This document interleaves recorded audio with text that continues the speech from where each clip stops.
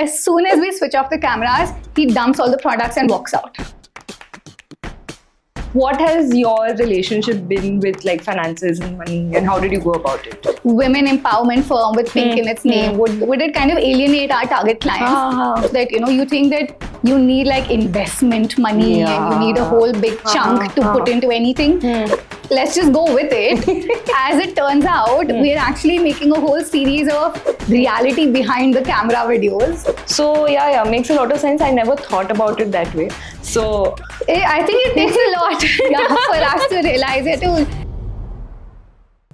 Hi everyone, I'm Nidhi Rungta, founder of Invest My Paisa. Welcome to yet another episode of our podcast. Today we have with us a woman who wears many hats. She's the founder of Pink Seed Media, a brand activation studio that helps brands launch their new product and new companies. Not only that, she's also the marketing director of PLG Group of Companies and also acts as an independent marketing consultant for various companies as well. She's a daughter, wife, business leader, and also very passionate about finance. So please welcome my very, very dear friend, Anmol Garg. Hi Nidhi, thank you. Lovely to be here. So I've been waiting for this episode for a very long time. Me too. So finally that you're here, I want to talk about that. How did you enter the field of marketing? Okay. I think it was a little bit of fate and a little bit of intent. I came from a background of communications and my master's was in HR. But when I came back from my master's, I had no idea what I really wanted to do. And I had a few thoughts in my head about a kind of production studio that I wanted to open up. So I started doing some research and I thought, let me see. I'd never been a business student. I didn't know how do I open things up, how would I run it, how would it make profits. So I thought I need to do a little more research about how these things run and what would be the edge that would bring in the profits. And while I started studying, it just kind of took me towards marketing, and I realized that maybe that is where the real edge to different businesses lies.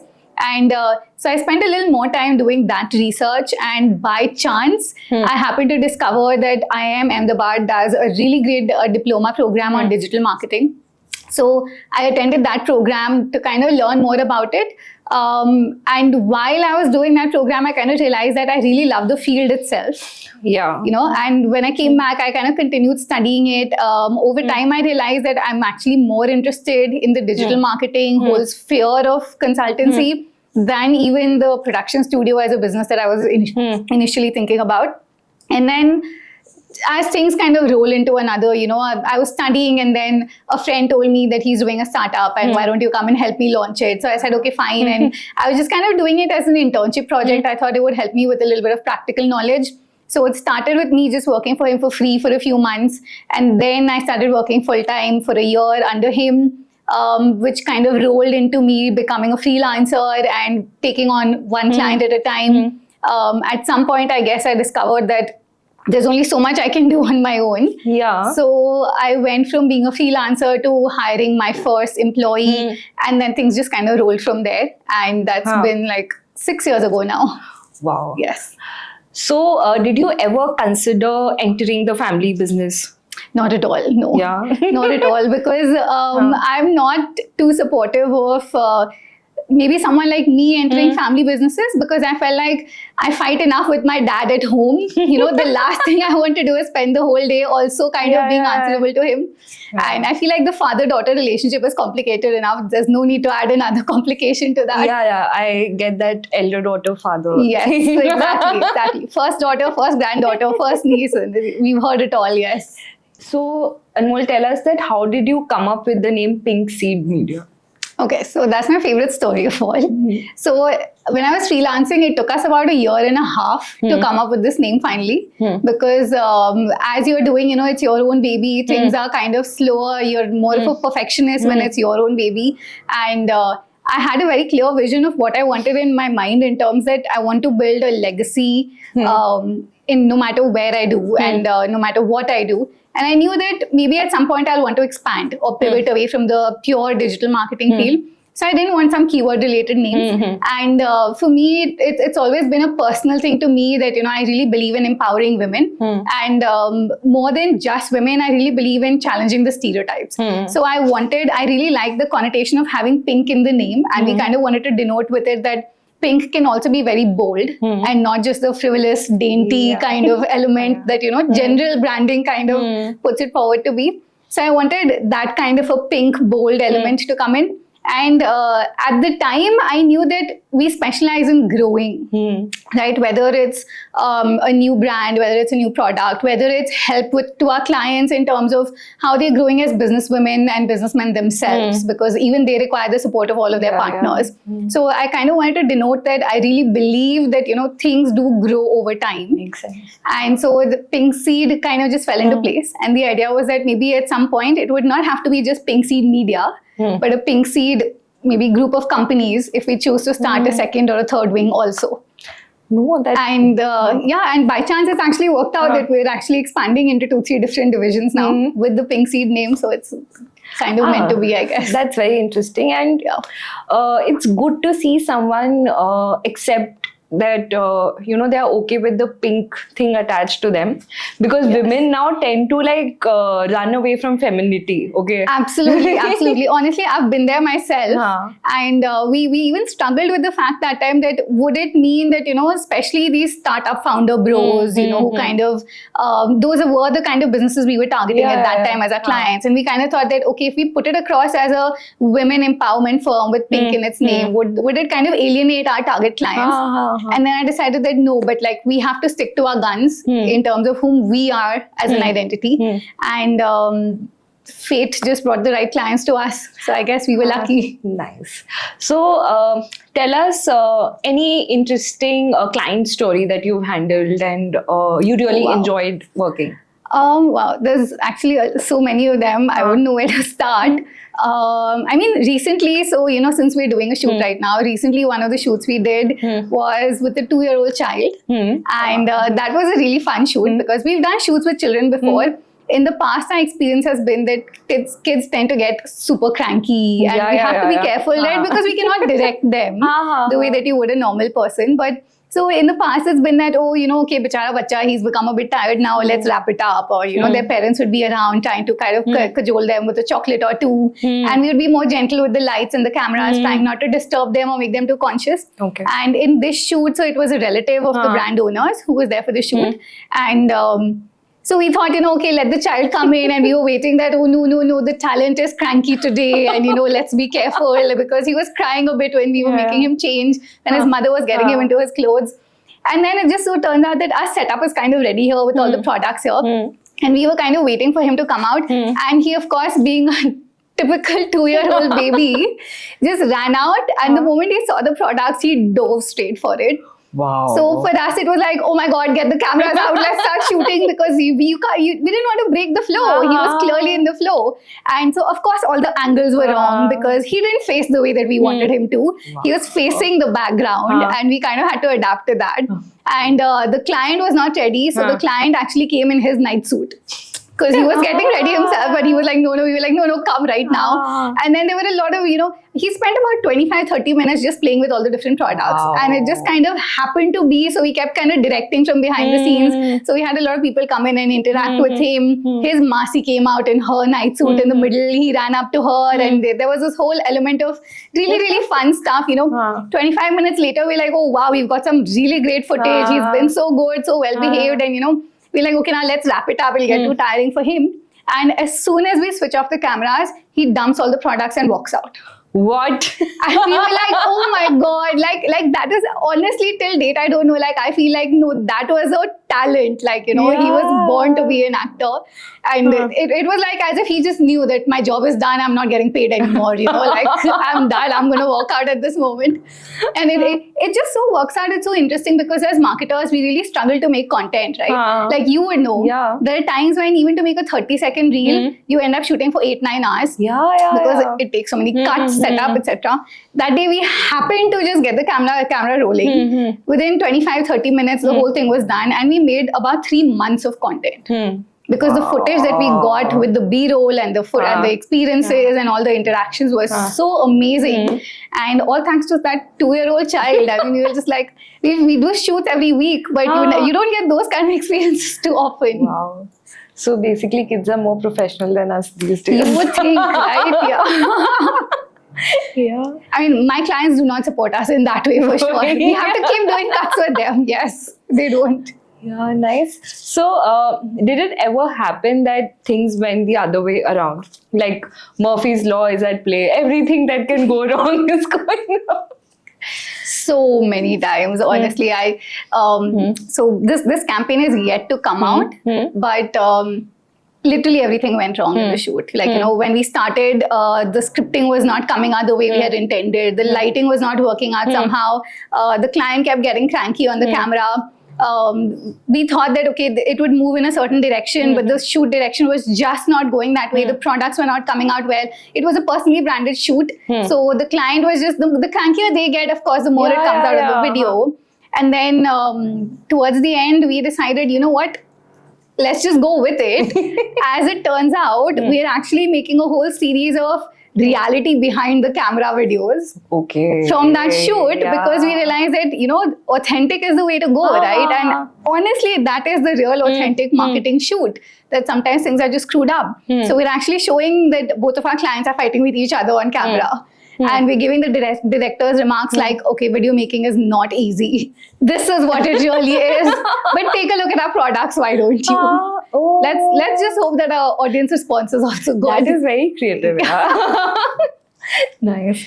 Like I was sharing with you earlier that it happened during one of our episodes that the audio just didn't come right. Yes. Okay. Yes. And when you're doing a podcast, you have to like sync with so many people, the timing, and you have to get the guest again and the team. Yeah. And I didn't realize all this before I started creating content, and I was oh my God. Why is this happening with me? It's a new experience with every shoot, right? Yeah, because something new comes up every time. Absolutely. So, good to know that it's happening with other people also. Oh yes, even with the best of professionals, we've asked. So, nice. So, tell me something that we met somewhere in between when we were just starting off. Okay. So, I've seen you, build a team and go about trying out different industries and products as well. Yeah. But in between all this, what I felt really proud about was that you wanted to, understand finances and, manage it your way and know everything about it.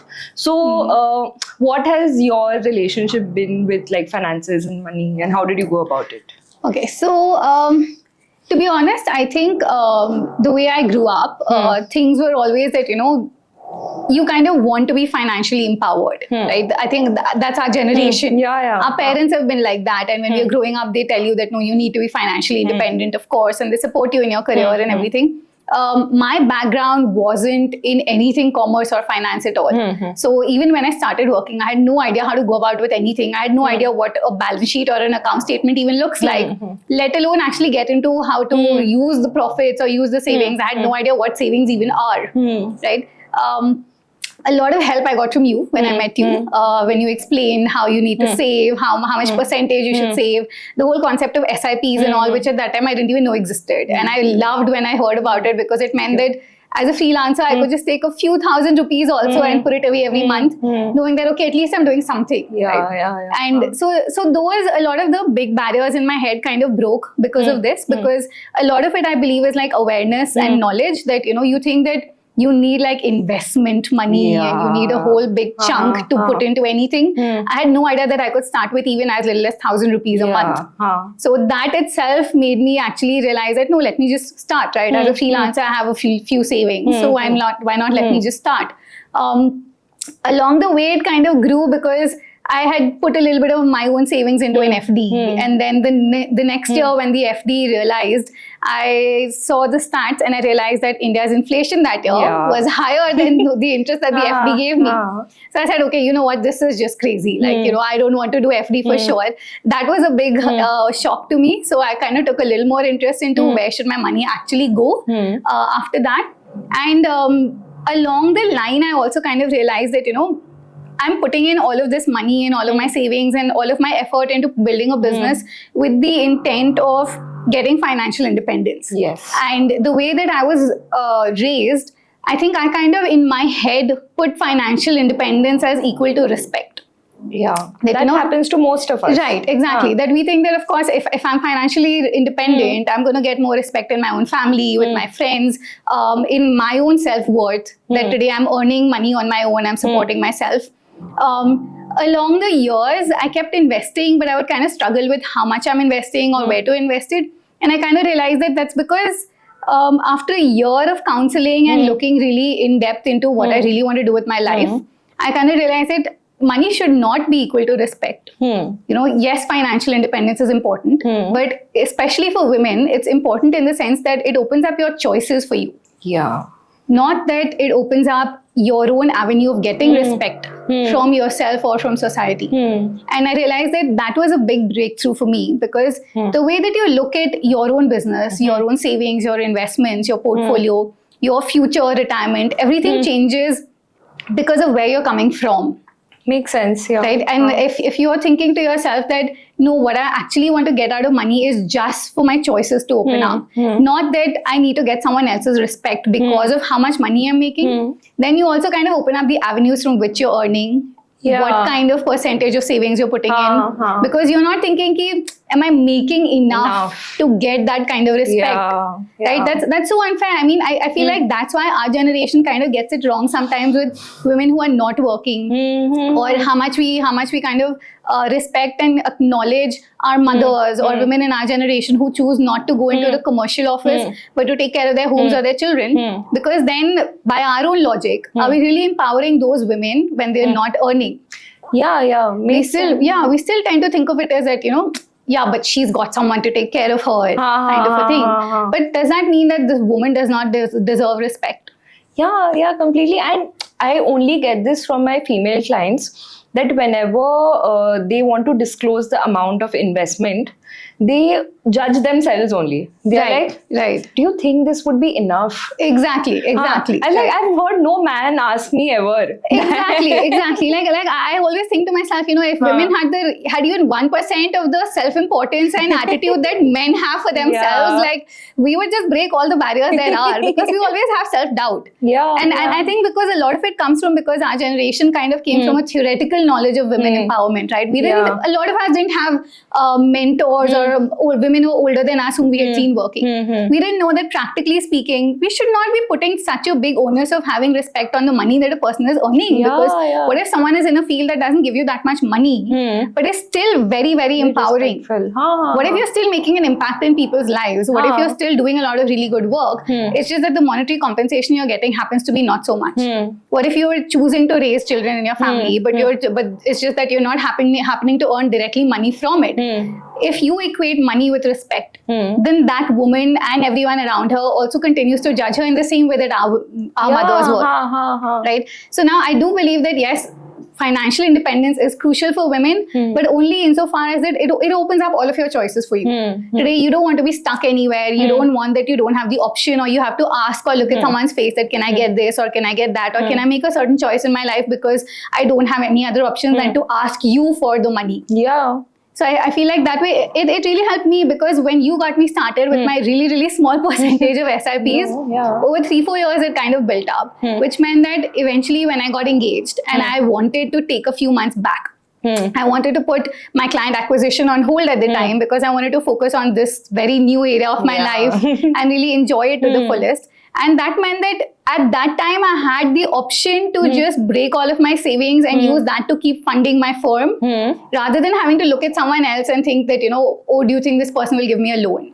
And it also meant that I did not look at myself with a loss of respect because I was choosing not to work for those 6 months, which earlier on, maybe 2 years back, I would have.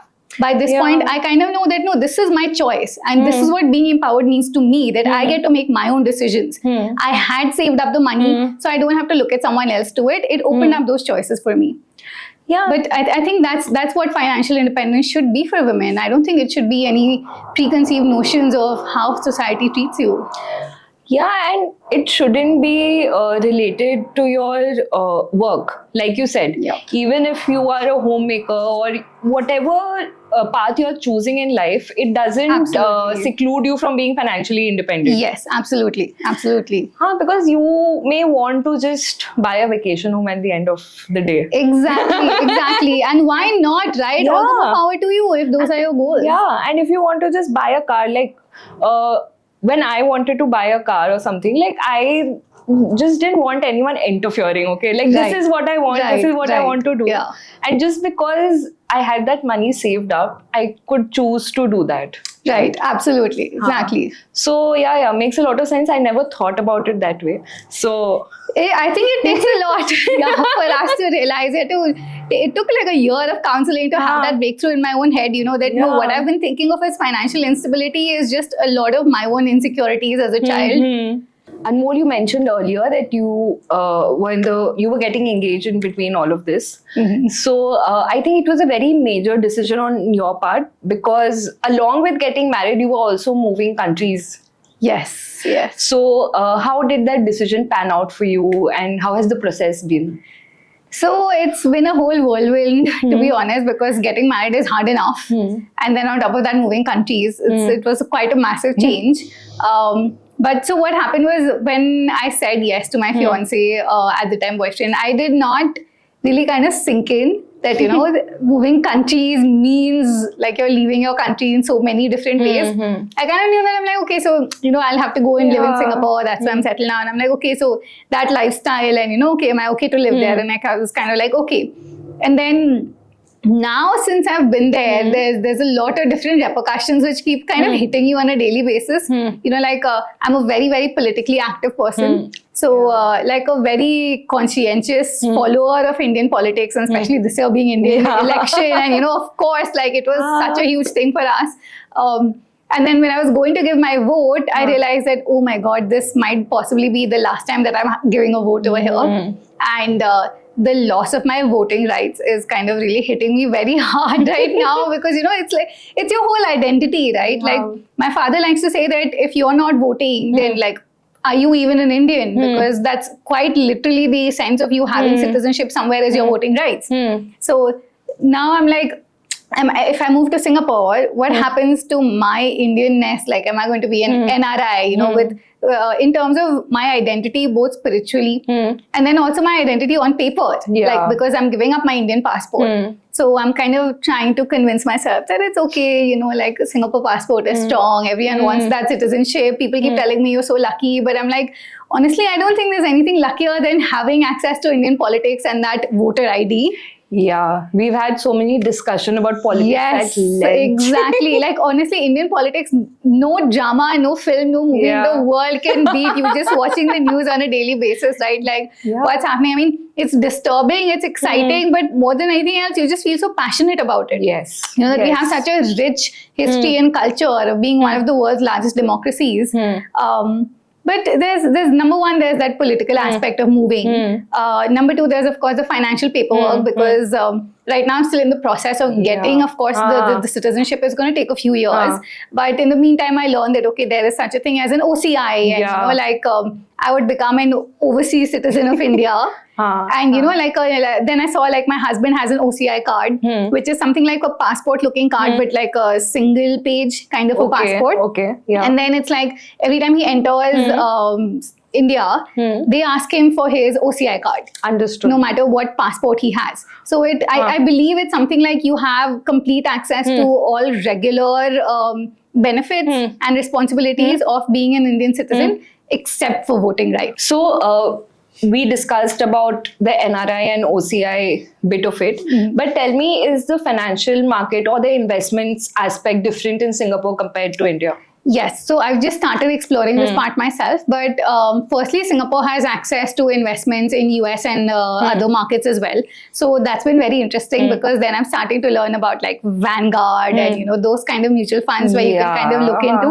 And side note, I've also asked you to look into it on my behalf. But also, I found it very interesting that within Singapore in the domestic market, it's actually very common for the Singapore population to invest in insurance as an investment, which is something very new to me.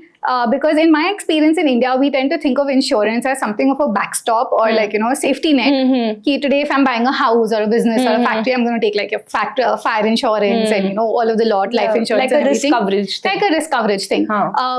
At least I have never thought of insurance, although theoretically I know people talk about it. But in India, I don't believe it's very common for us to think of insurance as something which will get me returns. That, I have savings, so let me put it into insurance. That's not something that I believe people do too much. But in Singapore, surprisingly, a lot of people actually put like, if I have $20,000, $50,000 saved, I'm going to put in my money into insurance as an investment product, which is very, very new to me.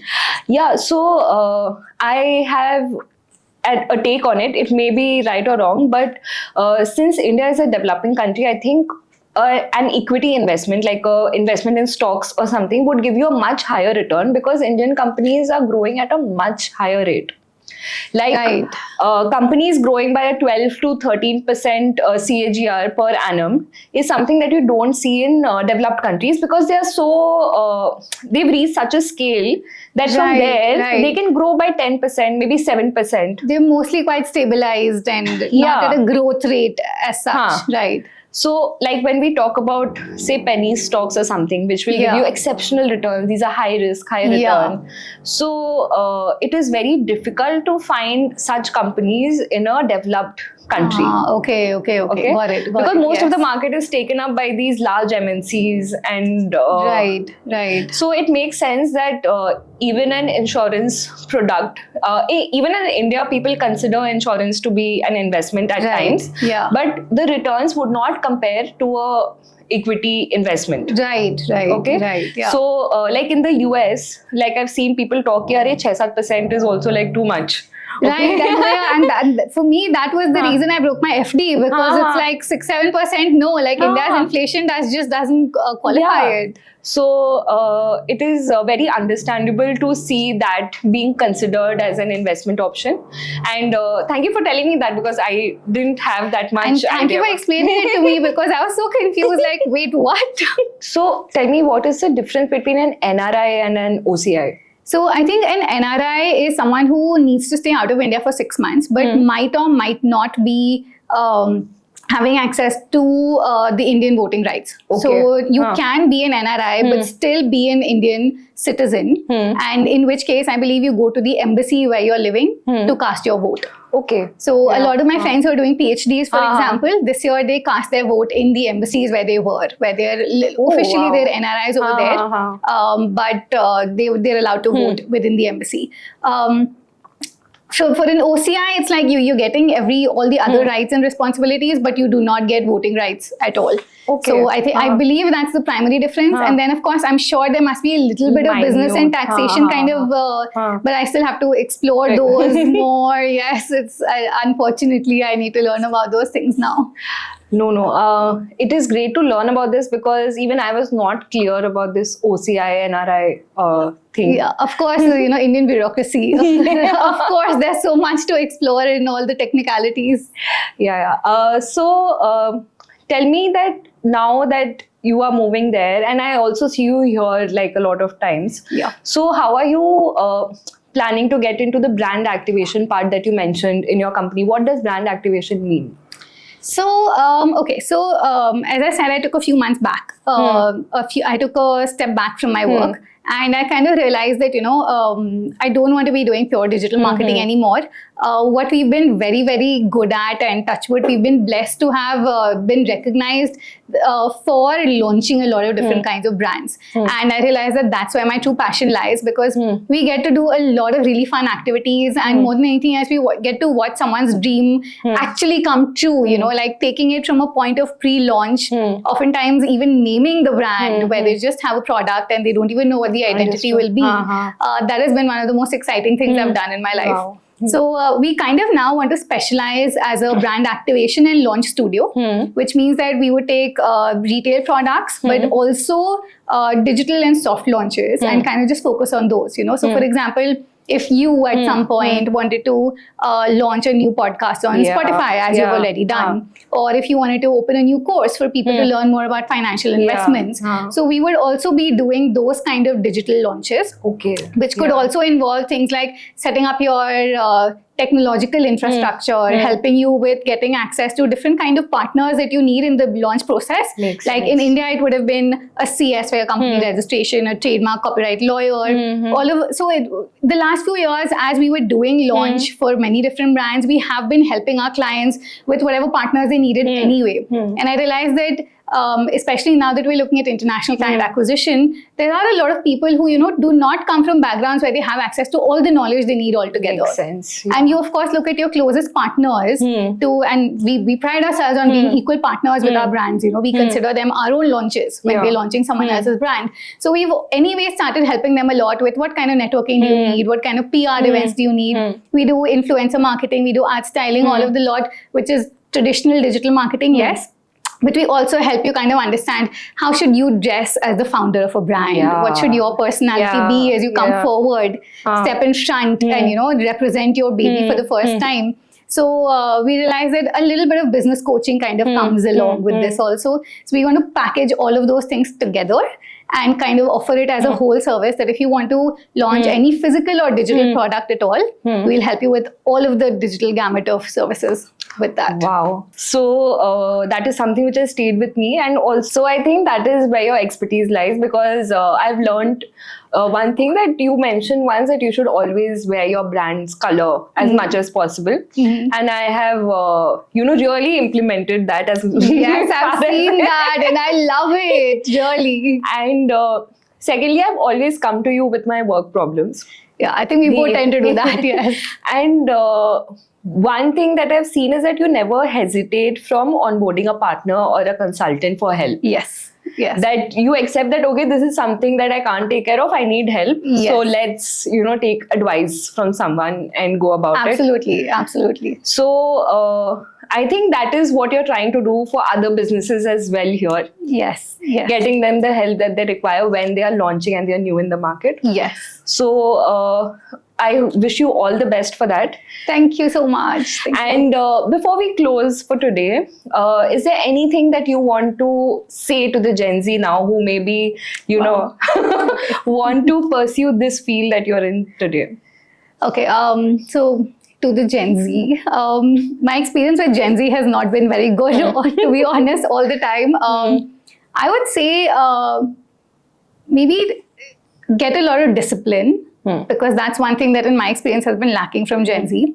And maybe inculcate that with a lot of initiative and self-learning and self-reflection. Because in today's world, from COVID and onwards, especially if you're in my field, the field is going to keep changing every 2 years. So if you don't kind of inculcate the concept of self-learning and self-reflection on your own, you're going to dry out really, really quickly. You have to learn how to keep absorbing knowledge, keep absorbing experiences, stories, and keep understanding what can I do with this, where can I grow, where can I experiment, let me get into rapid prototyping, all of this, and let me see where the world can take you. You can't just keep sitting on your hands and being like, okay, it'll come and kind of take it casual and relax. I don't think that's going to work. Yeah, so a lot of hard work and sweat and effort goes into everything. Yes, absolutely. Honestly, I do feel that Gen Z does not really quite realize that yet. Yeah, maybe they learn with time. And as did we, right? Yeah.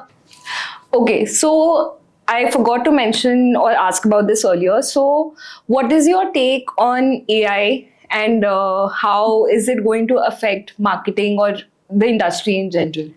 Okay, so of course, I mean, AI is the buzzword of the year, right? I think, AI at this point has kind of brought us to this point where everything that we would do traditionally as part of content creation, content production, as part of marketing, as part of even a lot of our own essential skills that, we in our generation used to learn to pick up during our college years, AI has kind of made all of that redundant. And it's taking us towards a world where even skills that we developed years learning are going to become completely redundant because an AI can do for you what you took years to learn. Yeah. Right? So with that comes, of course, a whole changing of skill sets required, careers to get into. A lot of careers will become redundant very soon. Firms like mine, of course, have started using AI on a pretty much daily basis. But even apart from business, on a personal level, like, I mean, we use ChatGPT for everything now, right? Like, we even use it to generate recipes. We even use it to talk about itineraries, travel itineraries. So, does that mean that you won't have chefs teaching you how to cook, or does that mean you won't have travel agencies helping you with your travel plans? I think it's definitely going to change. And I think what we need to kind of learn now is how to accept AI as something that's going to add value rather than that's going to replace. Makes sense. So, but I feel like it's going to be a lot of struggle to kind of get the in-between, because in the meantime, a lot of people whom we really value, generally speaking, are going out of jobs. Yeah. So how can we, I feel like with the AI technology coming in, we also need to kind of address the gap that AI has already solved. And what are the alternative careers? What are the alternative skills that we can help people build up? What kind of talent, creativity, consultancy roles can they get into? Because AI is doing half of our work for us. And should it be the kind of work that helps us make our jobs easier? Or should it be the kind of work that completely takes away human creativity altogether? Right? That's a whole new question, I think, that we're going to have to answer. Yeah, like, makes sense that instead of feeling threatened, we need to accept and maybe learn how to grow with it. Absolutely. Yeah. No. So, thank you so much, Anmol, for your input. Thank you. And we usually have a goodbye present for our guests who come here. Okay. And so this is oh my God, this is my coffee with Karan moment. Yeah. Thank you. This is the only coffee with Karan moment I'm ever going to have. So thank you. I love my hamper. I can't wait to open it. Oh my gosh, thank you. Oh wow, that reaction made my day. So, lovely to see you here, and I hope everyone enjoys the episode as much as I did. I hope so, and thank you so much for having me. I really love doing this. I hope we get to do it soon, and good luck. I hope the episode performs well, and I can't wait to see where the podcast goes. So guys, please show some love to this episode. Like, share and subscribe. Also, don't forget to check out Anmol Garg and her company Pink Seed Media. Our podcast is also available on Spotify, so you can listen to it anywhere while you're traveling, while you're in the car. And please like, share, subscribe again.